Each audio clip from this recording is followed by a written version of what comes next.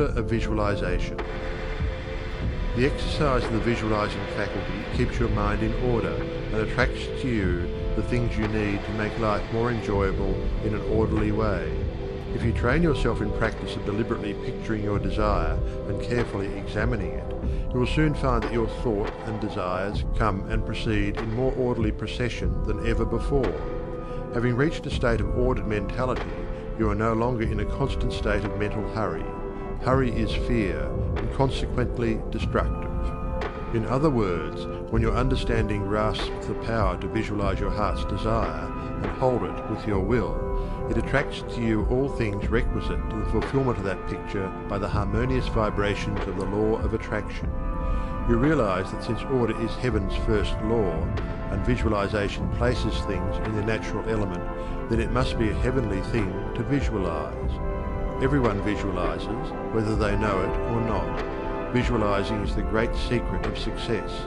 The conscious use of this great power attracts to you greatly multiplied resources, intensifies your wisdom, and enables you to make use of advantages which you formerly failed to recognize. We now fly through the air, not because anyone has been able to change the laws of nature, but because the inventor of the flying machine learned how to apply nature's laws, and by making orderly use of them produced the desired result. So far as natural forces are concerned, nothing has changed since the beginning.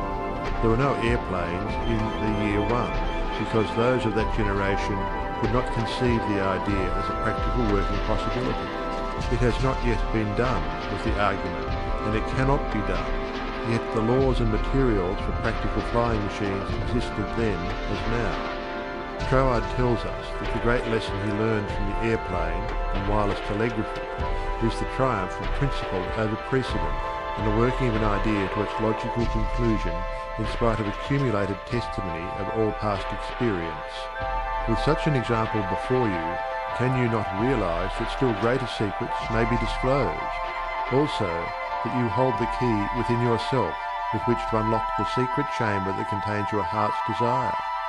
All that is necessary in order that you may use this key and make your life exactly what you wish it to be is a careful inquiry into the unseen causes which stand back of every external and visible condition. Then bring these unseen causes into harmony with your conception, and you will find that you can make practical working realities of possibilities which at present seem but fantastic dreams. We all know that the balloon was the forefather of the airplane. In 1766, Henry Cavendish, an English nobleman, proved that hydrogen gas was 7 times lighter than atmospheric air. From that discovery, the balloon came into existence, and from the ordinary balloon, the dirigible, a cigar-shaped airship, was evolved. Study of aeronautics and the laws of aerial locomotion of birds and projectiles led to the belief that mechanism could be evolved by which heavier-than-air machines could be made to travel from place to place and remain in the air by the maintenance of great speed which would overcome by propulsive force the ordinary law of gravitation. Professor Langley of Washington, who developed much of the theory which others afterwards improved, was subjected to much derision when he sent a model airplane up, only to have it bury its nose in the muddy waters of the Potomac. But the Wright brothers, who experimented in the latter part of the 19th century, realized the possibility of traveling through the air in a machine that had no gas bag. They saw themselves enjoying this mode of transportation with great facility. It is said that one of the brothers would tell the other, when their varied experiments did not turn out as they expected, "It's all right, brother. I can see myself riding in that machine, and it travels easily and steadily." Those Wright brothers knew what they wanted, and kept their pictures constantly before them. In visualizing, or making a mental picture, you are not endeavoring to change the laws of nature. You are fulfilling them. Your object in visualizing is to bring things into regular order, both mentally and physically.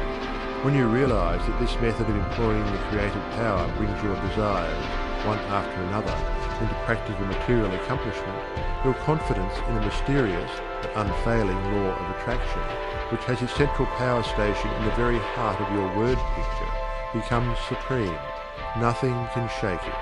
You never feel that it is necessary to take anything from anybody else. You have learned that asking and seeking, have receiving and finding as their co-relatives. you know that all you have to do is to start the plastic substance of the universe flowing into the thought molds your picture desire provides. End of chapter 1.